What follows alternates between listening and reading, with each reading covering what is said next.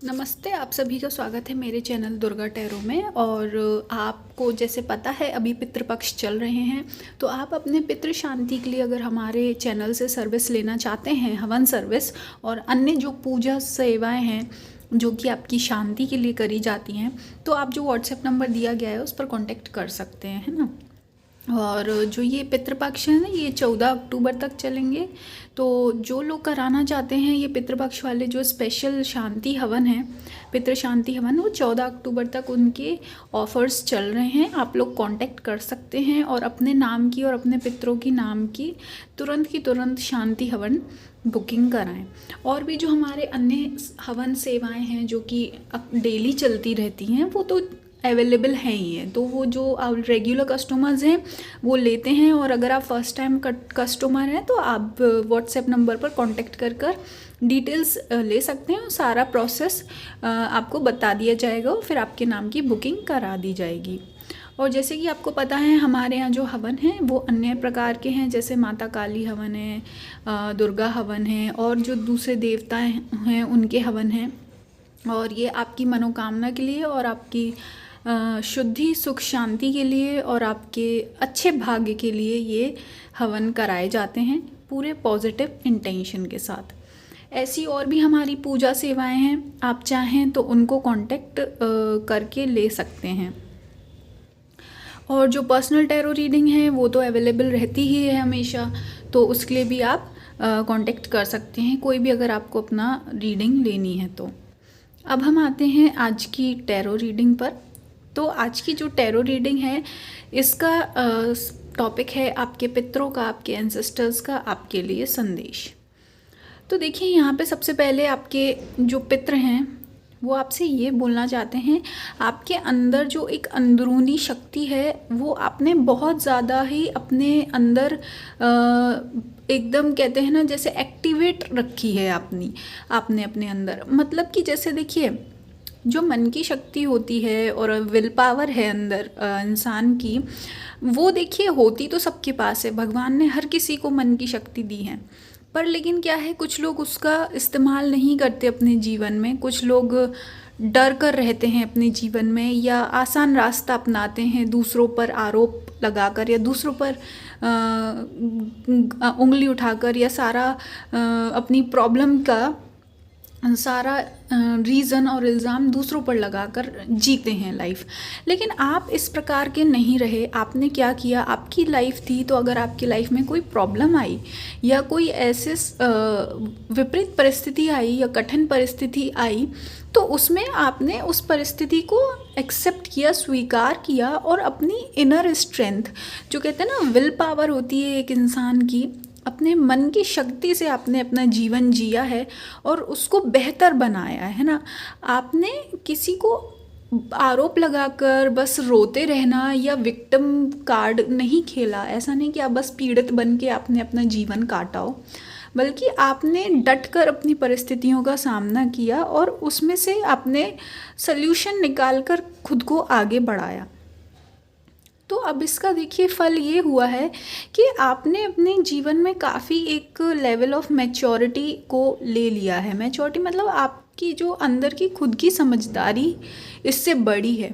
क्योंकि देखो जो इंसान जीवन में आगे ही नहीं बढ़ रहा है या दूसरों पे आरोप लगाकर अपना जीवन काट रहा है, तो उसका तो क्या ही अनुभव होगा, क्या ही उसके अंदर मैच्योरिटी आएगी, क्या ही उसके अंदर समझदारी आएगी, या क्या उसके अंदर ऐसे दूसरे को समझने वाली शक्ति होगी, नहीं ना।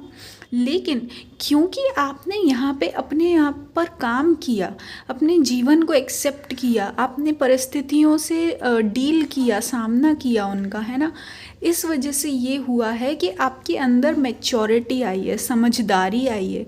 आज आप दूसरे को समझने की क्षमता रखते हैं, और आपके अंदर एक क्वालिटी और है कि आप दूसरे का चेहरा पढ़ लेते हैं ना। चेहरा देखकर आप समझ सकते हैं कि वो इंसान सच्चा है या झूठा है, कि वो इंसान के जीवन में असलियत में इस समय क्या परिस्थिति घटित हो रही होगी, या वो इंसान इस वक्त किस इमोशनल स्टेट में होगा, मतलब दुखी है, सुखी है, या क्या है ना।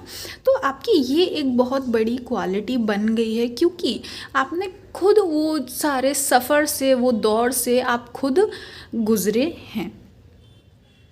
और आपने क्या किया है, जो परिस्थितियों ने आपको चैलेंजेस दिए, जो आप पर मतलब ये था ना कि डिफ़िकल्टीज आई, आपने उनको, उससे भागने के बजाय आपने उसको इस्तेमाल किया अपने आप को और अच्छा बनाने में। अगर आज आप अपने आप को पिछले अपने 8 साल पहले के अपने चरित्र से और सोचने समझने की क्षमता से अगर आप अपने आप की तुलना करेंगे तो आप देख पाएंगे कि आप कितना बदल गए हैं, है ना, कि आप कितना आगे निकल आए हैं, आपने कितनी ज़्यादा ग्रोथ करी है, आप कितने समझदार बन गए हैं, है ना।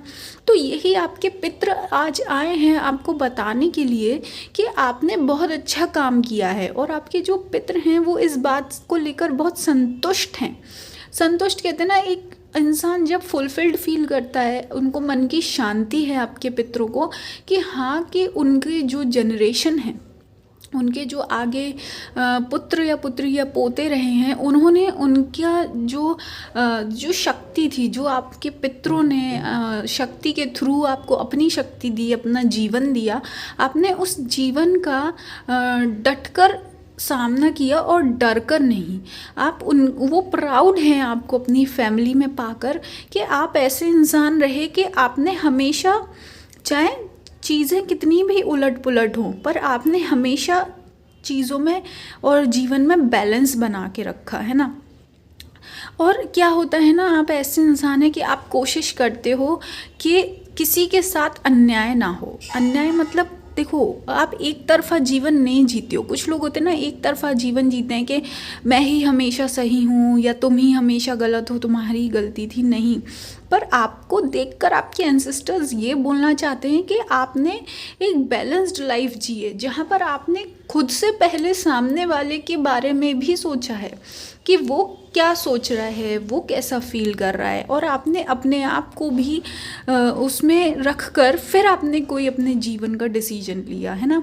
आपने अपने जीवन का डिसीजन ऐसी सेल्फिश होकर नहीं, बल्कि समझदारी से लिया, और ऐसी समझदारी जिसमें आप तो थे ही, पर उस समझदारी में आपका परिवार, आपके फ्रेंड्स या हर किसी भी परिस्थिति में जो सामने वाला इंसान या लोग थे, उनका भी आपने अच्छा और भला सोचकर ही एक डिसीजन लिया है। तो ये जो क्वालिटी है, ये आपको समझना चाहिए। आपके पितृ बोल रहे हैं, ये जो क्वालिटी है, ये अपने अंदर रखने के लिए, ऐसा बनने के लिए, इतना बैलेंस्ड बनने के लिए बहुत अंदर से हिम्मत चाहिए होती है। क्योंकि लोगों को देखो, आजकल बहुत इजी है अपनी अपनी फैमिली से दूर रहना या सिर्फ अपने अपने बारे में सोचना। आजकल अक्सर लोग कहते हैं कि अरे हमें क्या करना है, हमने तो अब हम अलग रहेंगे, या हम तो अपना करियर ओरिएंटेड हैं। पर आपने क्या किया है, आपने अलग अलग के बजाय आपने सबको साथ में लेकर चलना चुना, है ना, जो कि आसान काम नहीं है, बहुत मुश्किल लगती है ना।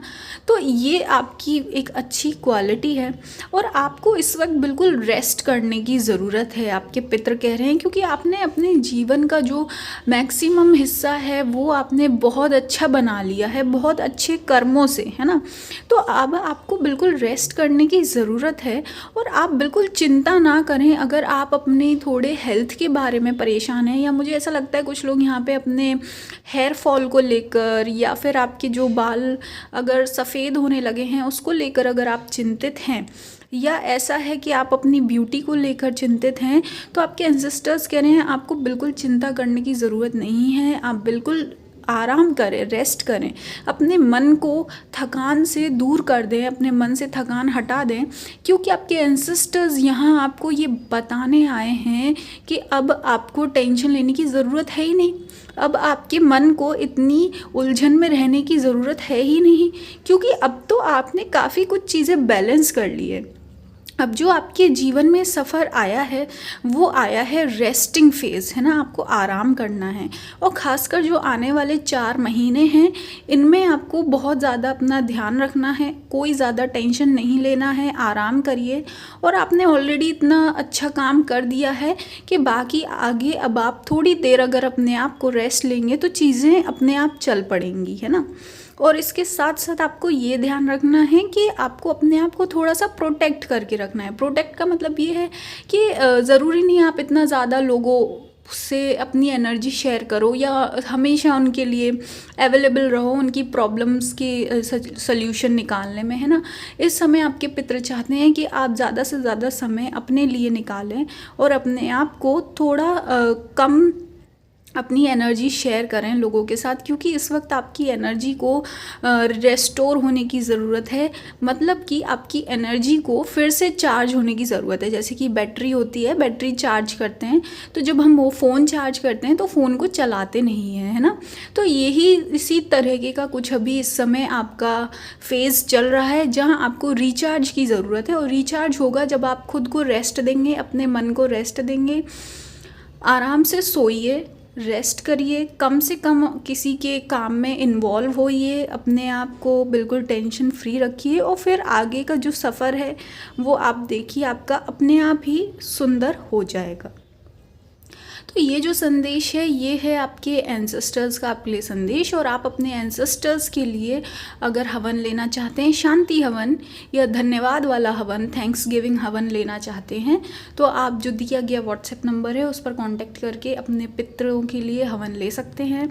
और फिर से आपका बहुत बहुत धन्यवाद मुझसे जुड़ने के लिए, मेरे चैनल से जुड़ने के लिए। मैं मिलूँगी आपको नेक्स्ट वीडियो में।